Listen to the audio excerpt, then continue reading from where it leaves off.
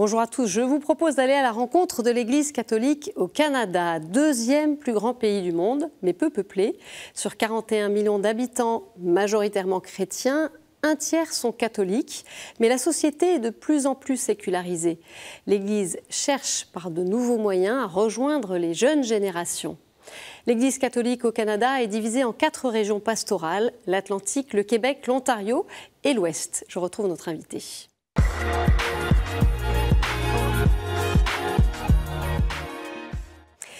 Père Gilles Routier, bonjour.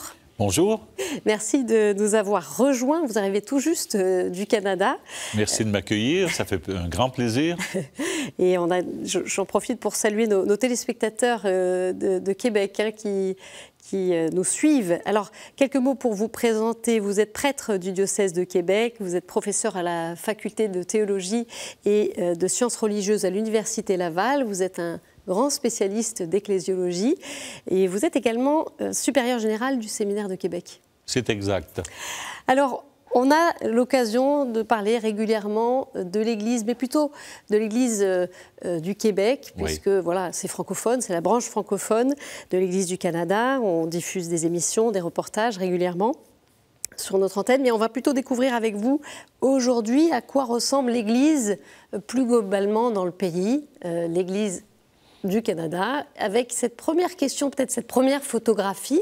Quelle est la particularité des visages catholiques du Canada, sachant que voilà, ce pays est immense, avec donc des réalités diverses. Et votre présentation a bien montré les 4 régions, et ce sont des histoires, et c'est l'histoire qui a façonné l'identité de ces différentes régions. Nous sommes, si on parle du Québec, un catholicisme plus ancien et qui vient de France et de cette période effervescente en France également, où la mystique, etc. Et on a été soutenu également par l'Église de France. L'Ontario, par exemple, a une toute autre histoire. C'est-à-dire, les catholiques y étaient minoritaires, c'était reconnu comme le bastion des anglo-saxons et protestants, et une minorité même qu'on voulait disqualifier. Et progressivement, avec les phénomènes d'immigration très, très importants, cette Église-là, et maintenant, les catholiques sont le groupe religieux le plus important. D'accord, dans l'Ontario. En Ontario. D'accord. Donc, parce qu'on a étudié récemment la réception du Concile Vatican II et en Ontario et au Québec, et c'est assez différent, c'est-à-dire la sensibilité à l'écuménisme, quand on a été écrasé pendant un certain nombre d'années et qu'on devient soudainement majoritaire ou plus important que les autres, la tentation n'est pas d'entrer en dialogue avec les autres, mais de s'affirmer, de dire enfin, on a notre revanche. Et l'ouest du pays, si on prend les choses à partir du Pacifique, c'est marqué par l'Asie. Oui. Donc c'est une immigration asiatique qui imprègne l'Église aujourd'hui, c'est ça? Oui, davantage. Et si on prend les provinces de l'Ouest, une forte population. Par exemple, la révolution russe de 1917 a amené les Polonais, a amené les Ukrainiens, une immigration ukrainienne très importante. Alors, on a de toute manière au Canada beaucoup d'églises orientales catholiques. Oui, d'accord. Beaucoup. D'accord. Donc, le fruit de toutes ces vagues d'immigration. Toutes ces vagues d'immigration, exactement. Alors, la pratique religieuse, ça c'est un constat, mais qui ne date pas d'aujourd'hui, est en forte baisse au Canada, et en particulier, alors, au Québec, moins de 5% des catholiques assistent régulièrement à la messe. Dans la synthèse nationale de l'Église canadienne pour la 2e session du synode en octobre dernier, eh bien, il a été souligné la nécessité pour chaque baptisé de participer à la mission de l'Église. Alors comment est-ce que les laïcs peuvent s'engager? Comment l'Église peut les inciter à la rejoindre alors qu'un bon nombre d'entre eux s'en sont éloignés? Oui, c'est un véritable défi qui peut... c'est-à-dire, on peut le lire de différentes manières. des personnes pensent qu'on est sur simplement un déclin et un déclin qui va vers l'extinction. C'est pas le cas? Ce n'est pas, en tout cas, ma manière de voir. Qu'est-ce qui vous permet de dire que ça n'est pas le cas, alors? C'est notamment l'histoire. C'est-à-dire, après la conquête, qu'est-ce qui restait de l'Église canadienne? Tout avait été à peu près détruit. Et nous étions sous le joug, parce que le traité est formulé comme ça, la liberté de la pratique religieuse dans le respect des lois de la couronne britannique. Eh bien, on ne pouvait pas être catholique. Les Irlandais le savent mieux que nous. On ne pouvait pas être catholique. Alors, c'est une Église qui a eu dans le passé de la résilience, qui a été en mesure de repartir, mais évidemment, ça dépendra de notre volonté missionnaire, parce qu'on est fondé missionnaire, et je pense qu'il faut retrouver cette fibre missionnaire qui nous a mis au monde. Elle manque aujourd'hui, cette fibre, c'est ce que vous dites, il faut la retrouver. Donc, elle n'est pas assez missionnaire aujourd'hui? C'est-à-dire, à partir du moment où on a développé les institutions, on s'est peut-être assoupi un peu. On disait, et c'est l'histoire d'Israël également, bon, voilà, nous sommes en terre promise, puis on n'a plus à se battre ou à lutter. Mais avec les institutions, on pensait que tout était acquis. Mais rien n'est acquis pour de bon. Et il faut retrouver cette fibre missionnaire, oui.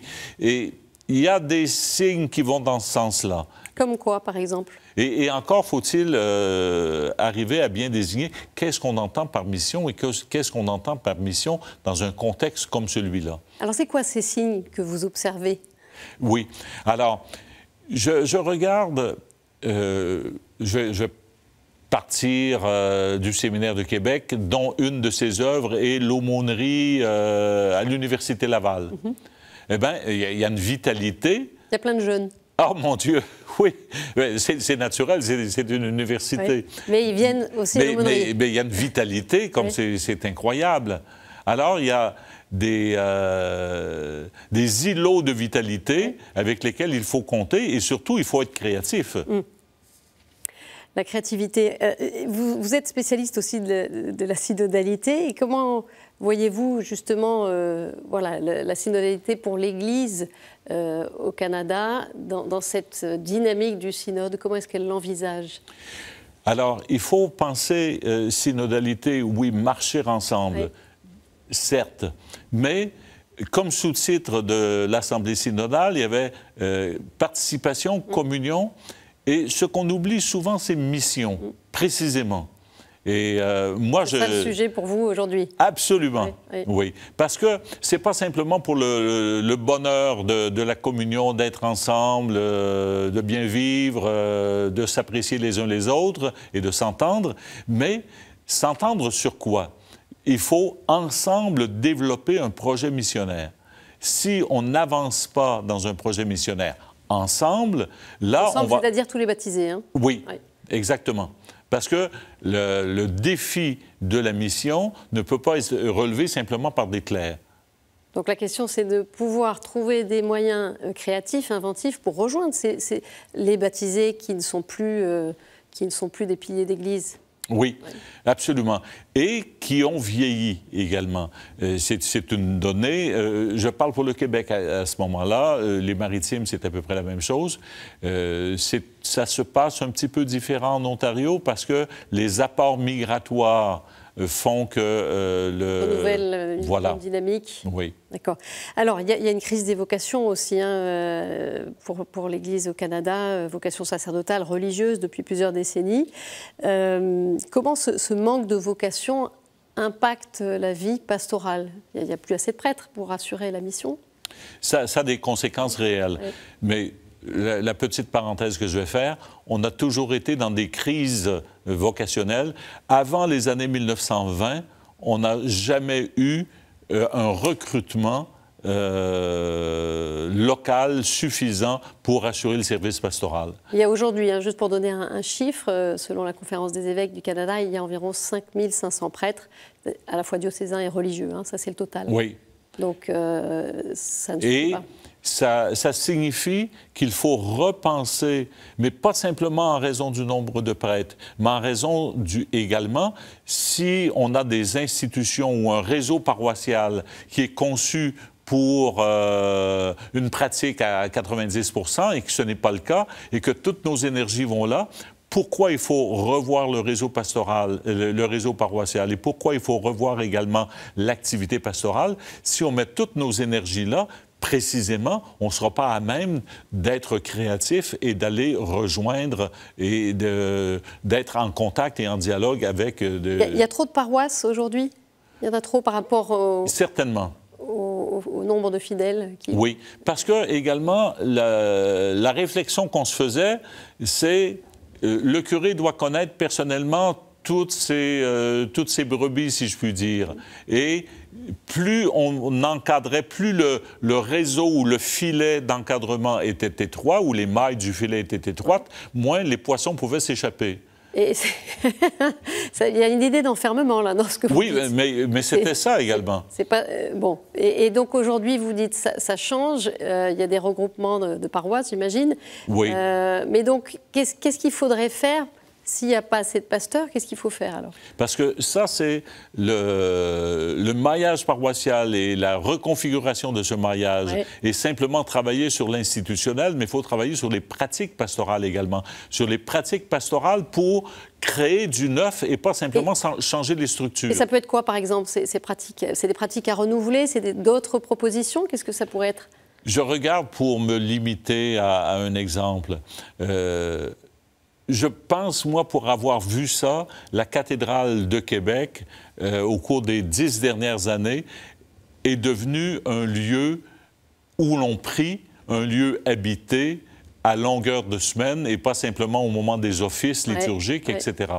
Ça, c'est une expérience un peu, j'allais dire, c'est un cas particulier ou on pourrait le décliner sur d'autres régions du pays? On peut également, mais ça peut devenir un modèle parce que vous voyez dans Evangelii Gaudium de François sur l'ouverture des églises également et comment en faire un lieu habité et pas simplement un lieu pour touristes, un lieu de patrimoine qu'on va voir, admirer les pierres, etc., mais où on sent qu'il y a un recueillement, un accueil, un cheminement dans la foi. Et c'est ça qu'il faut favoriser. Et qu'est-ce qui peut favoriser ça, justement? Bien, à ce moment-là, et je pense également dans la basse ville de Québec, je parle moins pour l'Ouest canadien, etc., mais comme en France, par exemple, cette année, le nombre de catéchumènes au cours du carême dépasse dans notre diocèse largement ce qu'on connaissait au cours des dernières années. Oui, il y a eu une augmentation. Hein, oui, est-ce que c'est exceptionnel ou si c'est le début d'une tendance? Oui. Mais ça veut dire qu'il y a... Et plus récemment, il y a eu une enquête sur les quêtes de sens. Donc il y a une recherche. Ce que vous dites, c'est qu'il y a une recherche et qu'il faut être présent. Il faut être au rendez-vous. Voilà. Est-ce que l'Église du Canada est au rendez-vous? C'est difficile de parler de l'Église de manière globale. Oui. Certains sont au rendez-vous et on sent, par rapport à il y a 4-5 ans, qu'on est plus dans l'urgence et qu'on dit, maintenant, il faut, ça y est. Sinon, on ne fait pas la thanatologie du catholicisme au Québec, quant à moi. Oui. Il faut plutôt être dans une dynamique de vie et le mouvement. Pour Québec, je crois qu'il y avait 39 catéchumènes l'année dernière et que c'est passé à 80 cette année. Oui, et même il s'en est ajouté depuis cette statistique. On dépasse 90 pour le diocèse. Ah, ben voilà. Donc ça, c'était l'article que j'avais lu, mais vous avez des infos plus actualisées. Il y a ce nouveau cardinal pour le Canada, Monseigneur Franck Léo, qui a été créé cardinal lors du consistoire du 7 décembre.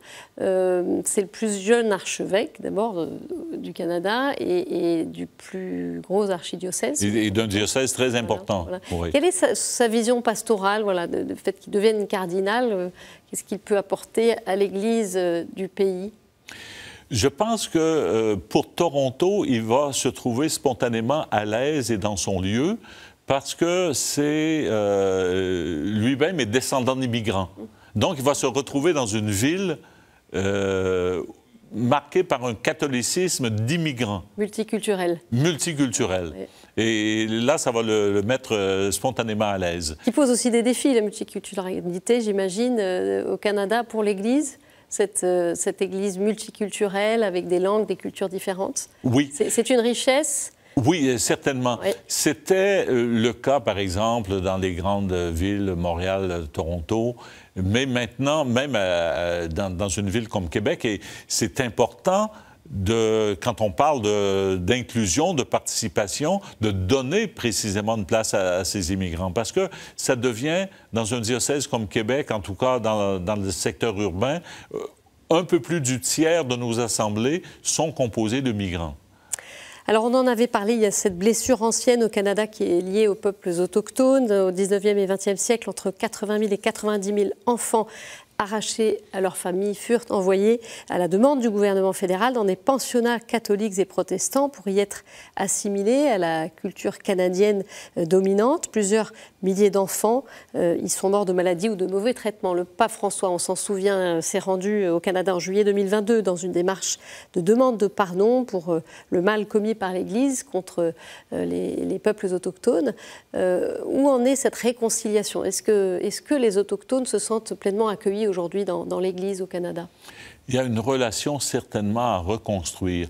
Et vous avez eu raison de parler du 19e siècle, parce que notre histoire ne commence pas au 19e siècle, c'est la Confédération canadienne, c'est la naissance de l'État canadien, mais le 17e et 18e siècle, les relations avec les Autochtones, il y a même un volume qui s'appelle l'Indien généreux, les relations, les Blancs et les Autochtones n'étaient pas de la même nature. Mais il faut... Et aujourd'hui, alors? Et c'est ça, il faut reconstruire une nouvelle relation, dépasser le 19e siècle, dépasser cette blessure et ces drames, il faut appeler les choses par leur nom. Donc il y a encore beaucoup de chemin à parcourir. Beaucoup de chemin à parcourir, et pas facile à parcourir. En 2007 a débuté la mise en œuvre du plus important règlement de recours collectif de l'histoire du Canada, la Convention de règlement relative aux pensionnats indiens. Son but, parvenir à une résolution juste et durable des séquelles laissées par ce système. Une commission de vérité et de réconciliation a été créée pour recueillir le témoignage de survivants. On regarde cet extrait du documentaire Marcher ensemble, produit par Ciel et Lumière en 2022 et réalisé par Pedro Guevaraman et Richard Valenti. First Nations people, to hit a child or to physically discipline a child was not an acceptable form of discipline.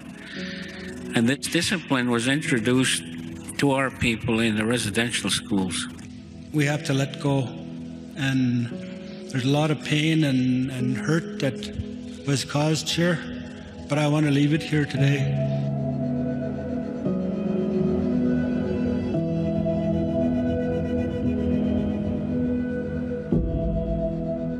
Cari fratelli e sorelle, buongiorno e benvenuti. Nei giorni scorsi ho ascoltato con attenzione le vostre testimonianze. Le ho portate con me nella riflessione e nella preghiera, immaginando le vostre storie e le vostre situazioni. Vi sono riconoscente per aver aperto il cuore e perché con questa visita avete espresso il desiderio di camminare insieme. De 2008 à 2015, la Commission de vérité et de réconciliation du Canada a entendu plus de 7000 témoignages. La Commission est le résultat de la Convention de règlement relative aux pensionnats indiens conclue en 2006 entre le gouvernement canadien et quelques 86 000 anciens élèves des pensionnats. Alors, Père Gilles Routhier, la question des violences sexuelles ne concerne pas uniquement les peuples autochtones. Et l'Église au Canada fait l'objet de nombreuses actions collectives. La Cour supérieure du Québec a accepté récemment l'ajout du séminaire de Québec, dont vous êtes le supérieur, et du petit séminaire, aujourd'hui Collège François de Laval, aux établissements qui peuvent être visés par des poursuites judiciaires pour violences sexuelles contre le diocèse de Québec. Comment est-ce que vous avez réagi, vous, à cette décision ? C'est un choc parce que c'est insoupçonné. J'étais pas la plupart, pour ceux des prêtres du séminaire, ils sont décédés maintenant. Un bon nombre, je ne les ai pas connus, mais c'est une invitation certainement à la conversion et notamment de notre gouvernance, d'être plus vigilants. Et ça nous appelle également à penser autrement l'exercice parce que c'est lié à l'exercice du pouvoir, à la domination sur les autres. Alors, quel est le rapport entre des prêtres et les fidèles, qui n'est pas un rapport de domination, mais travailler ensemble? Là, il y a un gros travail à faire encore. En 2022, une action collective regroupant le témoignage de 147 personnes disant avoir été agressées sexuellement par plus d'une centaine de prêtres ou membres du personnel du diocèse de Québec avait été engagée. Le nom du cardinal Lacroix, archevêque de Québec, y apparaissait. Des accusations qu'il a niées. Il s'est mis en retrait provisoirement de ses activités pour attendre que la situation se clarifie. En mai dernier, une enquête canonique préliminaire a été classée sans suite, mais il reste toujours visé par cette action collective. En juillet, le cardinal Lacroix a repris ses fonctions à la tête du diocèse. Comment cela se passe depuis 8 mois ? Ce qui est important de savoir, et ce n'est pas pour vous corriger, mais ce sont des allégations et non pas des accusations. Alors c'est vrai que allégation est plutôt peut-être le mot anglophone, mais... Oui, non, mais parce que accuser, ça conduit à la capacité d'une personne de confronter, et etc. Une allégation, dans le cas, elle est anonyme, on ne sait pas d'où elle vient. Ça, c'est le principe du recours collectif. Voilà. Il n'est pas effectivement un instrument chez nous juridique. Il n'a jamais été accusé, mais il y a eu des allégations, une allégation à son sujet. Il s'est retiré, et je pense qu'il a bien agi en le faisant. Et on a mis, et c'est le Vatican qui a mis en marche un processus en demandant à un juge à la retraite d'examiner, ce qu'il a fait très sérieusement. Et pendant 6 mois, le cardinal Lacroix s'est retiré de ses fonctions, mais heureusement que le juge a travaillé avec rigueur, a présenté un rapport, et la plupart des médias ont adhéré aux conclusions du juge, comme quoi il n'avait pas, lui, trouvé d'éléments pour relier le cardinal Lacroix à quelconque inconduite sexuelle. Alors, juste pour terminer très rapidement, le temps passe vite. Père, quelle est la personnalité chrétienne canadienne qui vous inspire ?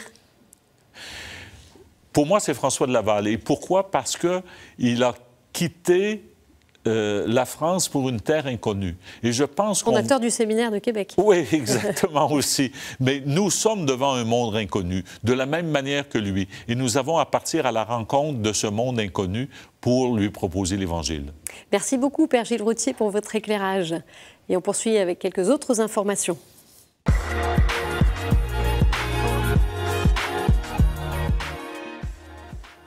Nous ne voulons plus de conflits post-électoral, plus de guerre, plus de morts. À 7 mois des élections présidentielles en Côte d'Ivoire, les évêques, préoccupés par le climat socio-politique actuel, adressent un message fort au peuple ivoirien. Dans une déclaration rendue publique le 24 mars, l'épiscopat appelle à une élection présidentielle juste, transparente, inclusive et apaisée. Il déplore la pratique ces dernières décennies d'une politique non au service d'un État de droit, mais au profit d'intérêts partisans. Mais les évêques ont aussi dressé un état des lieux alarmants de la situation nationale, la culture de la violence, la drogue dans les écoles, l'interdiction de manifestations politiques ou encore le maintien en prison ou l'exil d'opposants politiques. Malgré ce tableau sombre, eh bien, les évêques appellent à l'espérance, invitant les citoyens ivoiriens à demeurer des artisans de paix. C'est une étape symbolique dans l'histoire de la Papouasie-Nouvelle-Guinée. L'État insulaire du Pacifique a officialisé ce mois-ci son identité chrétienne. Une décision votée par le Parlement qui a modifié le préambule de la Constitution. La Papouasie ne devient pas pour autant un État chrétien, ce qui suppose l'instauration d'une Église d'État. En projet depuis plusieurs années, cette modification constitutionnelle est une joie pour le Premier ministre du pays, James Marap, membre de l'Église adventiste du 7e jour. Mais l'Église catholique, elle, est plus réservée, craignant un risque d'instrumentalisation de la religion sans pour autant s'attaquer aux problèmes de fond du pays comme la pauvreté. Et enfin, la conférence des évêques britanniques s'engage contre l'euthanasie. Alors qu'un vote sur le projet de loi sur le suicide assisté devrait avoir lieu fin avril ou début mai, les évêques invitent les catholiques à contacter leurs députés. L'épiscopat a mis à la disposition des paroisses 2 affiches pour soutenir l'opposition au suicide assisté.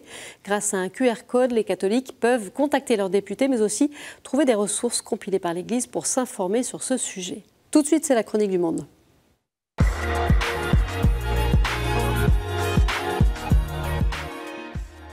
Et nous retrouvons depuis Beyrouth le père Michel Aboud, président de Caritas Liban. Est-ce que la guerre est terminée? C'est la question inquiétante de beaucoup de Libanais dans cette situation actuelle, qui sont en train de vivre un présent et un futur instable. La crise économique continue à entrer dans la réalité libanaise. Caritas Liban continue à donner ses services à travers tous les secteurs sociaux, médicaux, de l'éducation, avec les réfugiés, avec les migrants et surtout maintenant de donner des services médicaux à travers tous les centres médicaux et aussi à travers les journées médicales que nous sommes en train d'organiser. Mais l'autre fois, notre journée a été interrompue à cause du bombardement. Donc, notre équipe était en risque. Comment on peut continuer à servir les autres si nous sommes en risque? Mais avec l'espérance que nous avons dans notre cœur, nous continuons à donner nos services. Dieu est avec nous. Personne ne peut être obstacle pour notre service. Et avec vous, on peut continuer à aider tous les gens qui sont en besoin. Voilà, c'est la fin de cette édition. Merci de l'avoir suivie. Vous pouvez la retrouver sur notre site, nos réseaux et KTO Radio. À jeudi prochain. Au revoir.